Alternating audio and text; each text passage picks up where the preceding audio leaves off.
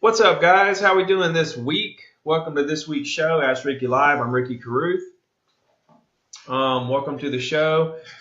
We're gonna absolutely got everybody live on Instagram as well. Got people commenting. I'm the hardest working guy in real estate.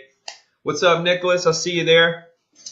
So anyway, this week we're gonna talk about how to be different as a real estate agent. You guys are welcome to chime in and ask me questions at any moment. I'm just going to kind of go through my little spiel like I do every week at the same time, 4 o'clock p.m. Central, every single Thursday. I've been doing it since I started this thing. It just ends up being a really good time for me. If I have a scheduling conflict because of the fact that I'm also a full-time real estate agent, and I can't do it on a Thursday at 4 o'clock, I'm sure you guys will understand. And I'll just switch it over to another time. We'll still do it every single week. You can guarantee that we're going to do Ask Ricky Live on Facebook and Instagram every single week.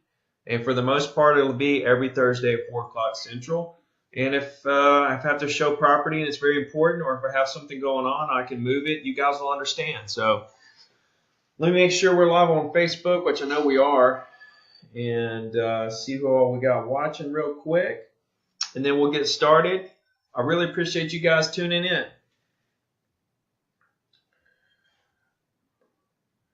It's a little rainy today. It's like scattered showers, and but that's the way it is down here on the beach. This year's been really crazy. All right, we are live. How's everybody doing? There we go. Carol, Pettigay, Virginia. I don't know. We got a good 10, 15 people watching on Facebook and growing. We got 4 or 5 people on Instagram, so this is great. So this week, I'm kind of a little bit tired this week. I've been grinding so hard. I've been grinding all day, all night, just trying to build this zero to diamond business while maintaining my real estate business. It's tough. It really is. But I was built to do this. I was built to just grind and I put myself in situations where, there's no way out but to grind your way out. So it's just the way I am. Hey, and by the way, I don't know if you guys have caught episode 6 of the Daily Grind, kite surfing and slinging properties and jumping waves and all that stuff, but it is dope. You guys really need to check that thing out if you haven't already. You can see on the Facebook, on any of my pages, or YouTube. If you guys haven't subscribed to my YouTube channel, do that for me. But that was a really cool episode. Episode 7 is coming out tomorrow, and it is really good as well. The guy editing, Blake Buchanan, the Real Lux, he's a talented fella. This guy's on his way up, and I'm sure this is just a stepping stone for where we're both headed. But anyway, real quick, I had a little something on Facebook that popped up. And I really wanted to share it for the people who did not see it, because this is really interesting. This is what Zero to Diamond's all about. I'm just going to read this to you guys. This is Pettigay Lewis who's watching. Thank you, Pettigay. She says, I've done a few programs, some with great success and others where I knew immediately I wasted my money. As the expireds and for sale by owners in my area started to dry up, I decided to try Ricky Carruth's Zero to Diamond program. This past Monday was our first session, and it was amazing. He gave concrete activities to implement, to build momentum and sustain business. I'm so happy I signed up, because now I know how to grow my business consistently to help me reach my future goal of 100 closed transactions each year. Thank you for sharing your secrets with us. And then Sharon Powell, she commented, I agree wholeheartedly. Great information, and you don't feel pressure to do anything. As we all know, this business is about working for results. What you put in is definitely what you get out of it, and I find it's totally different from what we've heard. So anyway, I thought that was very interesting. She actually posted something else today about the fact that she's starting to see results off of what I'm teaching everybody. Like I'm teaching everybody to it's a low pressure approach to create a lifelong relationship with property owners by being very low pressure and gaining their email address and staying in touch with them every week by email. And so, I guess the 30-day Jumpstart program started 45 days ago. So everybody's trying to get in the routine of doing this weekly email that I want all you guys to do. And, it takes time to develop the relationship through that weekly email, but it happens a lot quicker than you think. If you collect the email addresses and start doing the email every single week and then just kind of forget about it, just keep doing what you're doing, trying to do deals left and right and all that stuff, and just do that weekly email and just let it build up momentum. And Pettigay did a post on Zero to Diamond Facebook group that said that she had somebody that approached her off of her weekly email and was thinking about doing a deal and reached out to her to help her with it. So she's starting to see, even after just a month, how effective that this method is. And really, to tell you the truth, I haven't seen it anywhere else. So I really think it's cool that you guys are starting to see the big picture of what I'm doing for you guys. I'm giving you the exact pillars of how I built my business, and it's just based around consistency, hard work, and doing what you're supposed to do. Check out my background here. I got the sold towel on the beach. So anyway, let's see what we got going on here. Yeah, got us a nice little crowd. What's up, everybody? Goodness gracious, got a lot of people on today.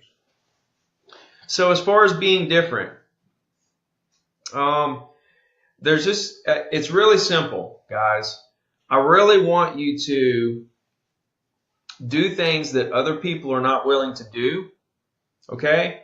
Like work all day and make phone calls and talk to people, make lunch appointments, do the weekly email, do your postcards. I want you to do things that other people aren't willing to do, and especially not willing to do on a consistent basis. And I want your mindset to be that you're thinking both short-term and long-term. I want you to work so hard for the long-term business that in essence, you get so much short-term business. My system is designed to kill it in the short term and really kill it in the long term. You should spend half of your time trying to survive, right? And the other half trying to be number one. If you spend 100% of your time trying to survive, that's all you're ever going to do is just survive. You have to time block. You have to say, I'm going to spend this much time, 50% of my time on current deals, follow up, showing property, all this stuff. And then the other half of your time needs to be prospecting, sending postcards, making sure your weekly emails going out, stuff that's designed to set you up for a home run in the long term. So I got a question here. Cassie asked me, I'm new. Let's see, what'd she say? I'm new. Is all this in your book? Absolutely it is. A lot of it anyway. Trying to figure out my system and trying to be successful in real estate is all kind of the same thing. You have to do it all. Like you need to watch my videos. You need to read my book. You need to do all of it and catch little pieces here and there and then put together this puzzle. Right? That's how you succeed. It's the same thing with real estate. You have to do all of it. You have to do Facebook, postcards, phone calls, emails, showing property, listings, buyers. You got to do all of it, and it's all little pieces of a puzzle that you're putting together. Let's see. Richard says, do what other agents are not willing to do, like work. LOL. So true. That's a big part of it, Richard. Like people just won't work. That's been a big thing for me. with analyzing success and like what different agents and how everybody is producing at such high levels, but then you have other people that aren't. There's two sides of that. You can work hard and you can work smart, okay? But what you have to find is that perfect balance of working hard and smart at the same time.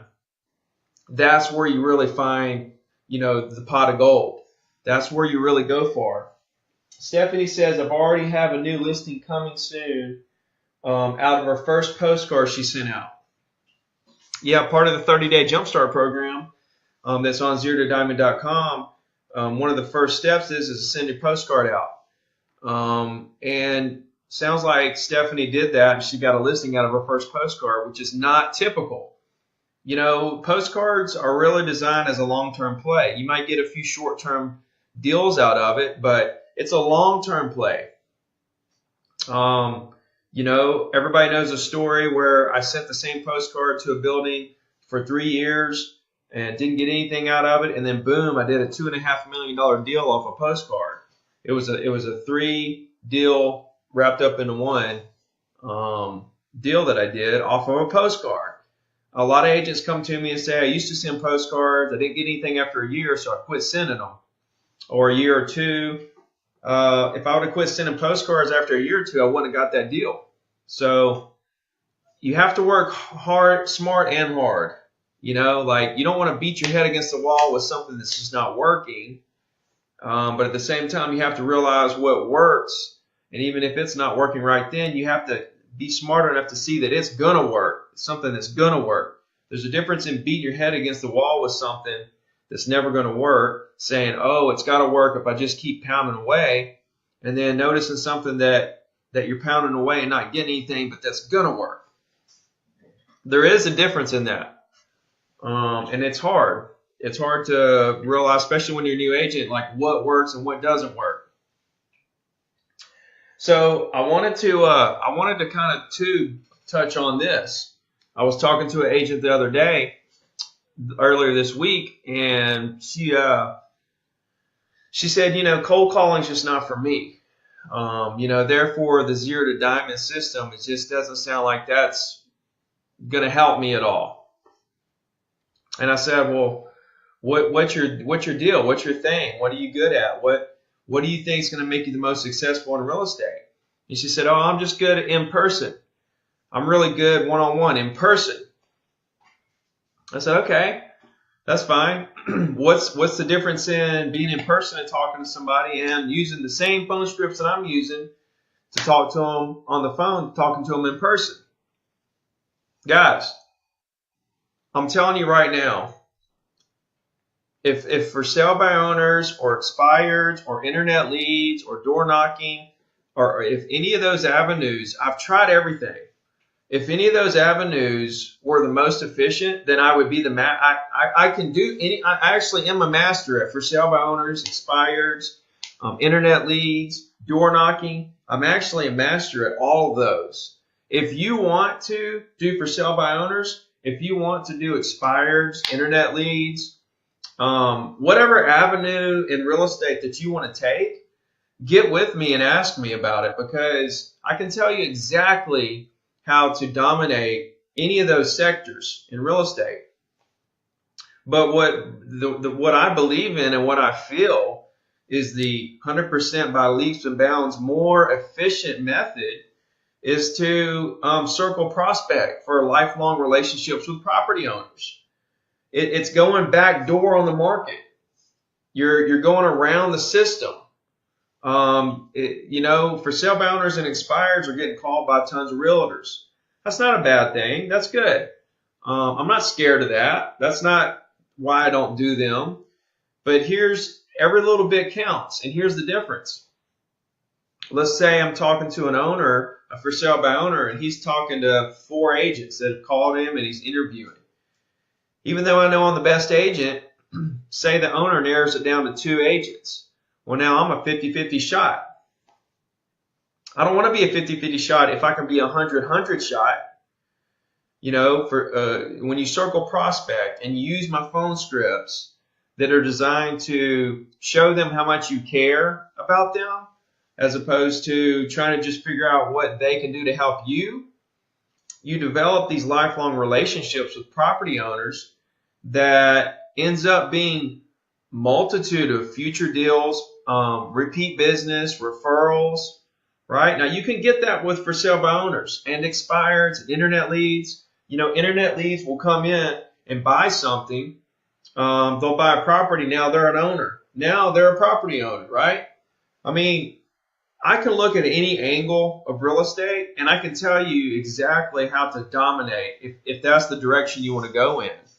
But regardless of whatever direction you go in, you have to be willing to put the time in of 10 hours, 14 hours, 8 hours a day for years and decades. You know, there's no way around it. Everybody's looking for the workaround of how to get there without having to actually put the time in. This whole business revolves around conversations.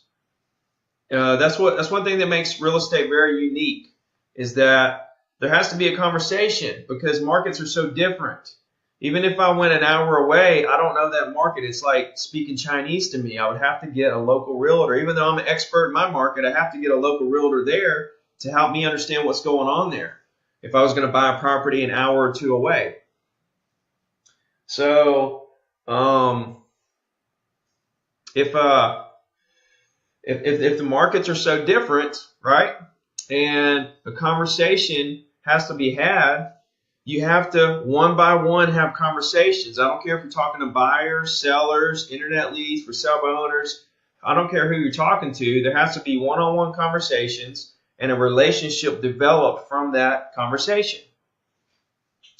There's no way around that. So what does that equal? It equals a lot of time that you have to put in. There's no way around that. So Lisa asked me, do I make my calls the same time every day? It kind of varies. I really like to get on the phone by 9 o'clock and call from like 9 till I'm done making how many ever calls I wanted to make. Whether I call from 9 to 10, 9 to 11, 9 to 12. That's my favorite because it gives me time in the morning to get my schedule in line and talk to my assistant and do all that stuff.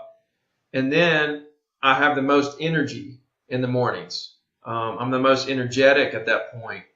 And I can really do very well. I can have some better results because my personality is a little more on point than if I work all morning and then go to lunch and then come back and make calls all afternoon, which I do a lot of. I make a lot of calls in the afternoon as well as the morning, just because of how my schedule lines up. So I don't really care. I don't do calls based on pre-qualifying if I think that the person I'm trying to call is at lunch or if they're home or not or where they're at or what they're doing. I don't think about that at all. I just call. When I'm ready to call, I just do it.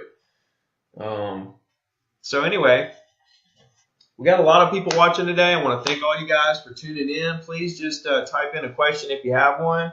Today we're talking about how to be different as a real estate agent. You have to do things that other agents are not willing to do, and you need to think. Your mindset and your actions need to back up your mentality of going for the short term and the long term.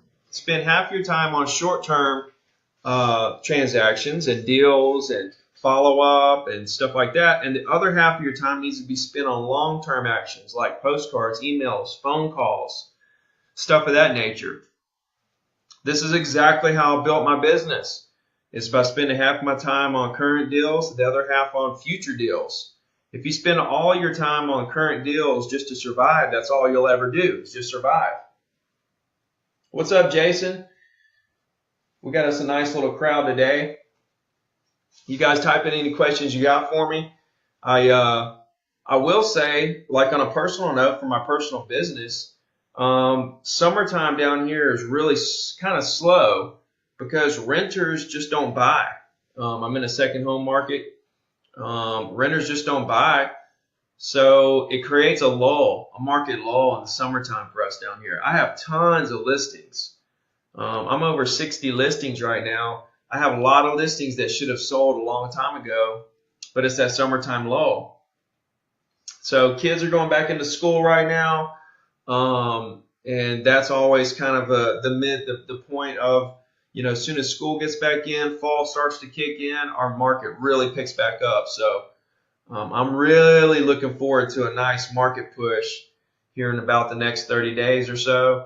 And I'm making a lot of phone calls right now because the market's slow. And that's another thing I want to share with you guys. The market through the year goes up and down. It's busy and then it's slow. It's busy and then it's slow. You need to take full advantage of the market when it's slow and make your phone calls. I can't make my phone calls. I really don't make any phone calls when the market's really busy, like in the spring and the fall. Sometimes in the summer at certain times. I don't have time to make calls because I'm too busy putting deals together and showing property, stuff of that nature. So, but when the market is slow and it slows down, that's when you could strike. That's when it's time to build your business. The only way you can build your business is to add new property owners as relationships into your sphere. Your sphere is like a snowball. It's full of your past clients, everybody you know, and anybody that came in contact with you that thought about buying or selling that liked you. That's your sphere, all those people. And the bigger your sphere is, the bigger your business will be. It's your job to continuously throw new people, in my opinion, it's property owners who own the type of property you want to sell, into that sphere. And you keep them in that sphere with your weekly email. It's a machine. Got a couple questions here. Got a lot of questions. Bring my phone over here so I can look at you guys. Carol Lopez from Hawaii asked me, how many contacts in a day would make you feel like you killed it that day? If I do 100 dials, I feel pretty good. If I'm new and I don't have any business and I'm just trying to build my business, I want to make 200 to 300 calls. 200 to 300 calls for new agents, 100 calls for somebody who is making $300, $400, $500, $1 million a year. Chip says build relationships. It's not about the transaction. Listen, guys, too many agents have been taught to objection handling. Handle rejections. There's these things that they say every time they hear a no to try to get the owner or the buyer to move forward with the deal. That's the wrong approach. It's not about that. They said they don't want to do a deal. It's all about them. How can you help them? Not how can they help you? That's why when I'm on the phone with people and I'm cold calling, I don't say, when they tell me no, I don't say, well, who do you know who might be interested in selling or buying? That just tells the person you're talking to that you are looking for them to help you. They can't help you, so you want to know who they know that can help you. That's the wrong approach. Also, saying stuff like you're calling all the owners in the neighborhood. We're just calling all the neighbors, all your neighbors, everybody in your subdivision, trying to see if anybody wants to do anything. You're just another number to me. I don't really care too much. I'm just going through the motions here. I'm trying to get through this phone call session. Another one is when people say, I'm going to put you on my report. I'm going to start sending you my reports. I don't like that either. That tells you, hey, I'm going to throw you into my huge box of clients. I'm just going to send everybody the same thing. Tell them you want to stay in touch with them. What's your email address? I want to stay in touch with you. That way later on when you decide to do something, you know who to call. It's all about relationships. Let's see.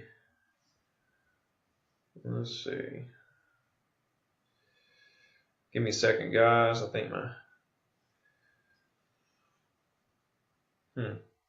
Well, anyway, I think I missed some questions here. I'm going to answer these, and I'm going to go back to people. If I missed you, I'm going to go back. Pettigay Lewis says, I'm actually nervous that the market will slow when school starts. Here's the thing, guys. It's good when the market slows down. It gives you time to make phone calls. Okay? If the market slows down, you should be working just as hard or harder than you worked when the market was busy. Okay? You have to use this market highs and lows for your benefit. Okay? When the market slows down because school's in, or it's Christmas, or spring is busy and the summer is slow, and it's different every year. You'll never understand why the market does what it does through the year, because it changes every year based on more general economic reasons, or stuff going on with the market, interest rates. There's a lot of factors. So don't worry about when it's going to happen or what you're going to do when it slows down. Just notice when it slows down and react to it in a way that, okay, it's time for me to make phone calls. It's time for me to react in a way that I'm going to kill it now. This is my time to shine. It's time for me to get new clients in my database. When the market's slow, that's when you grow. I like that. When the market's slow, that's when you grow. All right. So Jason, had a coaching call with Jason earlier this week. He says, do you have an assistant or office staff? How do you get it all done? I like to have my hands on every aspect of the transaction, but that's not scalable. No, absolutely not. I do have an assistant. She handles all the processing. I try to scope what I do just on customer service and customer acquisition, which means everything I'm doing is revolved around customer service or to go get more clients. So, if there's a problem with an inspection, I have to talk to the owner. The buyer wants my client to fix himself on inspection. I'm going to talk to my client. If there's a problem with the lending in a deal, I'm going to talk to my buyer. I'm going to talk to my seller. I'm handling all the customer service stuff because people have a relationship with me. They don't want me to throw them off on somebody else. That's where your business will start to hurt. Everything has to be around relationships with you. This is my philosophy. This is not a team philosophy. This is different. This is customer service oriented. Build relationships and then do everything you can to maintain those relationships. So I do everything. Everything I do is based around the cold calls and the client acquisition and the weekly email I do, and then also any kind of customer service stuff, showing property, talking to them, negotiating, problems with the contract. I go to every single closing. I want to be there. I want them to see my face. That way they know I'm going to be there for them regardless of anything that goes on.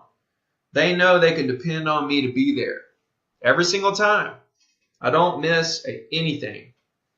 And I know it sounds crazy because I do so much, but it's all I do. It's my life. I love what I do. I'm passionate about it. I'm going to do whatever I have to do to help people. And that's what it's all about. Pettigay says, okay, I'll be sure to make calls during the slow time. Yeah, double your calls during the slow time. Lisa Wright, she says, do you use the same postcard design over and over? No, ma'am, I do a different postcard every single time. Just listed and just sold. Well, just listed, I use the same format, if that's what you mean. Vistaprint has a nice just listed and just sold postcard format that I use every time for those. But then I change the picture and I may change the words or whatever property it was and stuff like that. I hope that answers your question. That might be more of a detailed, you may want more detail than what I just gave you. So if so, just get with me. You can ask more during this or you get with me after. That's fine. Carol Lopez asks, how many actual contacts would you expect to get out of 200 calls? It depends on the call and where I got the phone numbers from. I'm seeing RedX is super, super effective in finding good quality phone numbers. And so if I did it from RedX, I'm probably going to actually, let's see, how many contacts would I get? I don't know if you're talking about how many emails I got or if you're asking me how many people I actually talked to. Let's just say if I called 200 people, I would probably talk to, let's say, 30 of them. And then I would probably get maybe 12 to 15 email addresses, if that answers what you're trying to ask me. Chris Montenegro, he says, is there anything unusual you do to market a listing to get you buyers? Chris, I don't know if you listened to the group coaching call that I did Monday, but it's on the Zero to Diamond website for members, and you're a member. So I would go back and listen to that. The whole call was based on everything I do to market my listings and also the 3 mistakes that I see most agents making. But you need to watch that and let me know if you have any. I mean, you need to listen to that and let me know if you have any questions, because it's all right there. As far as finding buyers for listings, it's just a circle prospect. I'll circle prospect around my listing and I'll try to find buyers, but at the same time, I'm collecting email addresses and creating relationships. So it's a double reason. You know, it's a win-win for me because I'm collecting email addresses while I'm trying to find a buyer for my listing. Why would you not do something that has dual purpose? You know, it's like dealing with property owners. Property owners, they buy and sell. So why would you not talk to a prospect that has the ability or could buy or sell at any moment? You know, do things that have dual purpose. Make phone calls for dual purpose. You're circle prospecting to look for this, but at the same time, you're collecting email addresses and maintaining, you know, creating relationships. Same thing for the reason that I go after property owners. They could buy or sell. Dual purpose, guys. Richard, he says, best pickup for me was in winter. When it was snowing, most homeowners stay at home and top producing agents are on holidays, but the majority of the leads wanted to list in the summer. Perfect. That's a perfect scenario for you, Richard. If you call them while all the other realtors are on vacation, you create that relationship with them, maintain it through an email or whatever your system is until the summertime, boom. So if you really kill it on the phones this winter and collect so many relationships and have so much stuff in place, think about how big your summer is going to be next year. That's the way you got to think.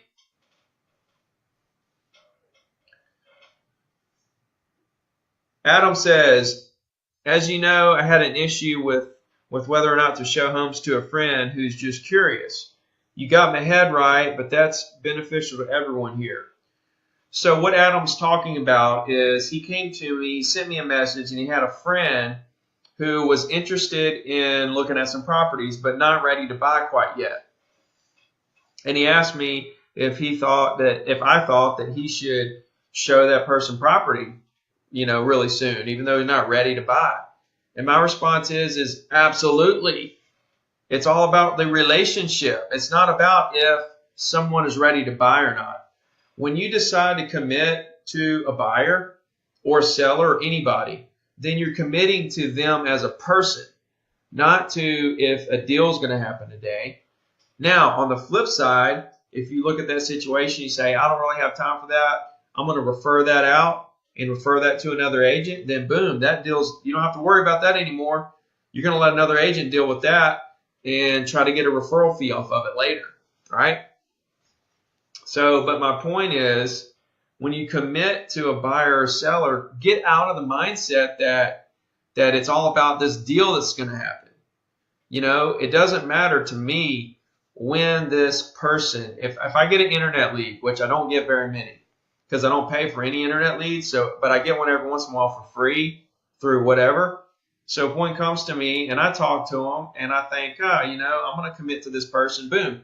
As soon as I commit in my mind, it's over. I don't care when they buy. If it's this year, next year, the year after, I don't care when they buy. Doesn't matter to me. What matters to me is that I do everything I could do to keep them completely informed to my highest ability until they decide they're ready to do something.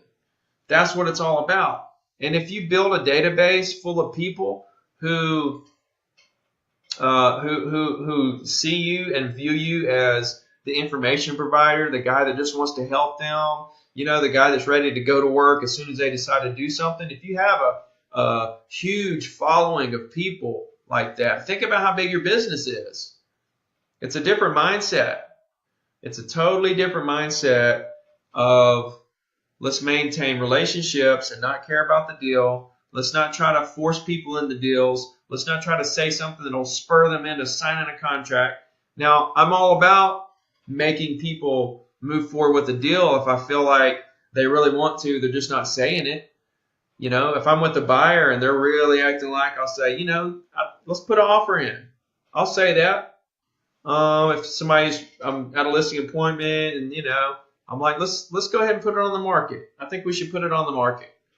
But you have to know when to apply pressure and when not to. That's the thing. You got to know when to do it, when not to do it. And to tell you the truth, you do it very rarely. You know, and hey, if you lose deals over it because you weren't aggressive enough, that's fine, but you'll learn from that. And you'll say, you know, with that particular situation and that particular person, maybe I should have applied a little more pressure. And then next time you run into the same kind of client, you'll know it's game time. I'm going to apply a little bit of pressure to this person. All right, guys, give me a second. Let me get to my Facebook on my computer here and see if I can find. I think I lost a couple questions. Give me a second. Let's see.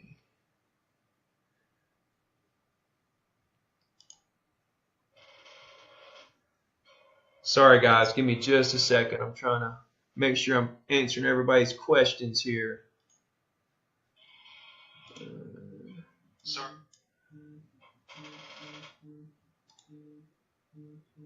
Oh, it's all right. It's cool. All right. Let's see here. No, I think I got them all. Okay, Adam asked me, what year did you make the big increase in closed units and what was the contributing factor? Well, let's see, 2014 was the first year that I hit 100 deals in a year as a single agent. And I'll tell you what the contributing factor was. It was from when I went through the market crash and learned everything I learned there and then decided the business was all about relationships. And then 2008, when I got back in the business, I knew everything I needed to know to grow a very large real estate business. From there, it just took me 6 years to go from there to 100 deals a year, working 14 hours a day.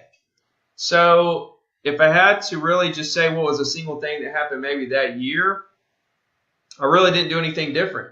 I was doing the same things then as I was doing in 2008 and really in 2002. And it's the same things I'm doing now. There's really not a difference. And to tell you the truth, if you go through my program, everything that I do is right there. Every little thing that has built my business to be where it is and do 100 deals a year and all that stuff is right there. It's all very simple. You just have to put the effort in. All right, let me get back to another. I hope that answers your question, Adam. Let's see. Franklin Lee says, do I recommend QR code or smart text to get info from Sign or Matterport tours for your listings? What market are you in? I'm down here in Orange Beach, Gulf Shores, Alabama. And anyway, I don't do any of that stuff. I don't do smart text or QR codes and all that stuff. You know, I'm not that techie. I'm a really, really old school, and I'm glad because real estate is an old school business. You have to actually talk to people. So, you know, as I built my business the old-fashioned way, which is still the exact same way you build it now, now I'm able to take this huge business I have and inject technology into it. But no, I haven't got on the QR train or the smart text train yet. You know, so I can't really speak on that.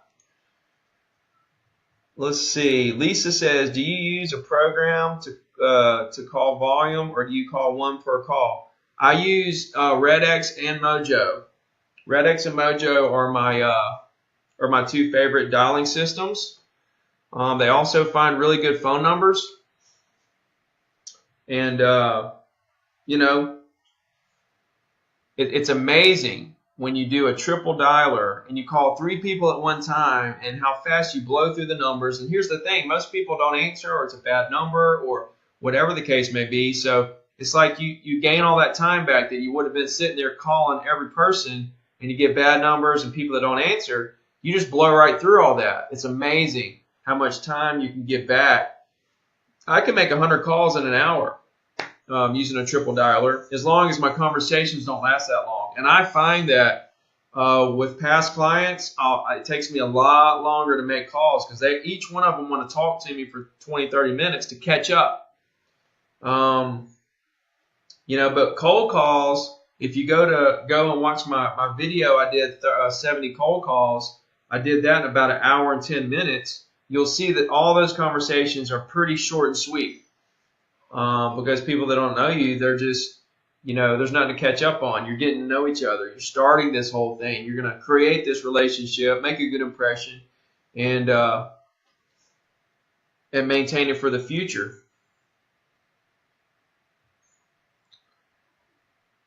Okay.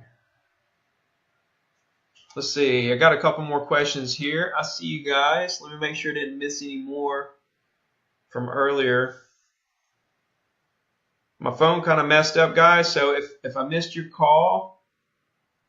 Okay, Chris says, once you make a connection with the prospect, how often do you follow up? I just let my email do the work. I let my email do the work. If I feel like that they might do a deal sometime soon, then I'll follow up with them when I feel appropriate. If I feel like I need to follow up with them, every other day or every week, or call them back next month, then I'll do that. Okay, cool. I think I got through all the old questions. Sorry about that. I'm going to get to the new questions.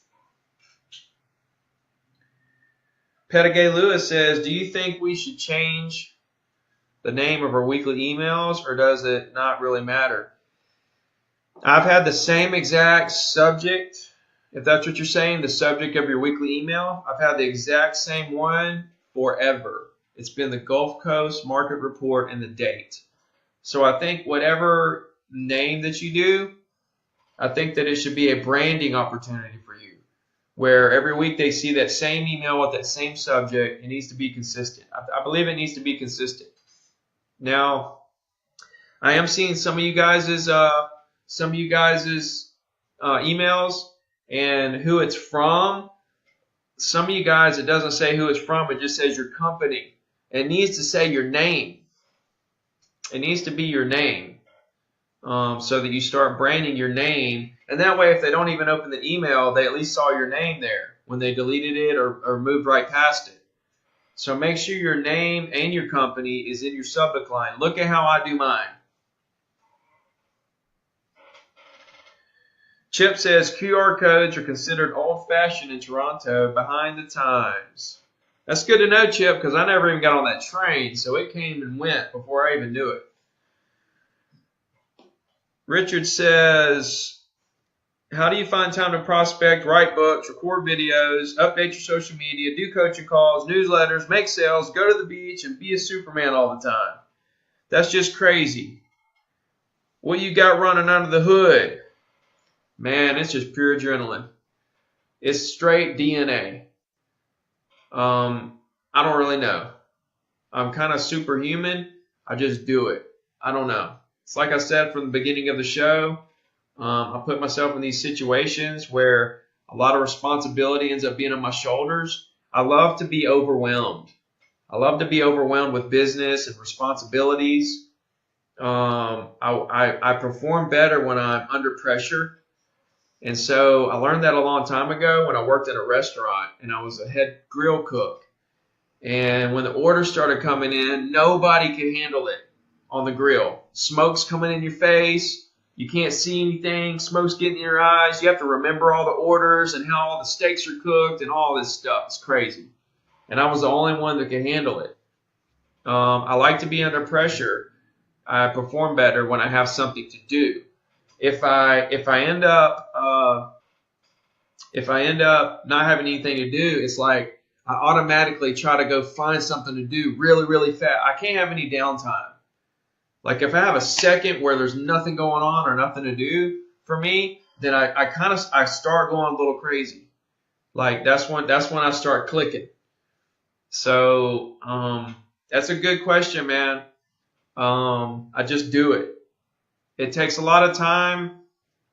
It didn't happen overnight. Let's say it like that. I've always been super productive, but I used to go out at night and drink, and I quit all that in 2014.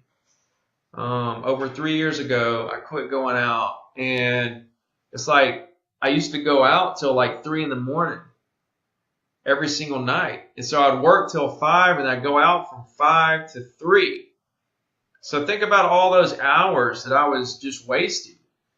And so when I quit going out, I just took those same hours, because you can live off 6 hours of sleep, 6-7 hours of sleep, you're good. So I just took all that time that I used to go out and I applied it to real estate. When I wrote the book, I did that at night. I wrote the book. I do all my writing at nighttime. I try to sell property all day, and then I write all night. I have to do coaching calls during the day. I have to do this show during the day. There's a lot of coaching business stuff that I'm doing during the day, and I just have to stay on top of it. I love doing it. That's the thing. I love it. And all of this is really part of the same genre. It's all real estate related, and it's all helping people, and it's all, to benefit the world. When I sell properties, I'm helping people, benefit their self and their life. And when I'm doing the coaching, I'm doing the same thing with real estate agents. I have a passion for helping people, and it drives me. And I absolutely want to see the failure rate in the industry go down in real estate. It's a huge thing to me. So, but I do appreciate the comment, Richard. That means a lot to me, that Superman and all that stuff. It is crazy. If you saw the last episode of the Daily Grind, you saw me go kite surfing, which we're going to be doing a lot of that. It hasn't been windy lately. So as the fall starts to set in and the wind starts picking up, you guys are going to see a lot more of me kite surfing on the beach in the Daily Grind show. But yeah, I hope you guys enjoyed it today. Let me know if you guys have any other questions. I'll hang out for a couple more minutes. This has been a whole lot of fun. I so appreciate you guys. I enjoy doing this to the fullest extent. I don't know. It's been very humbling to hear all the comments on Facebook about how much the Zero to Diamond is helping people. And, it's just been an unreal experience, really, to tell you the truth. And I'm just going to keep going.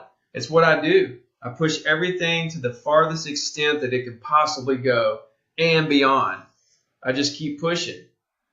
So I don't see any more questions today, so I'm going to call it a day. But I do appreciate you guys. And as always, hit me up if you have any questions. Email me, text me, call me. That's what I'm here for. So you guys take care. Thank you so much for tuning in this week. We're going to do a coaching call, and not this coming week, but the week after, a group coaching call. I got some more private videos I'm going to put on the website, so be on the lookout for those.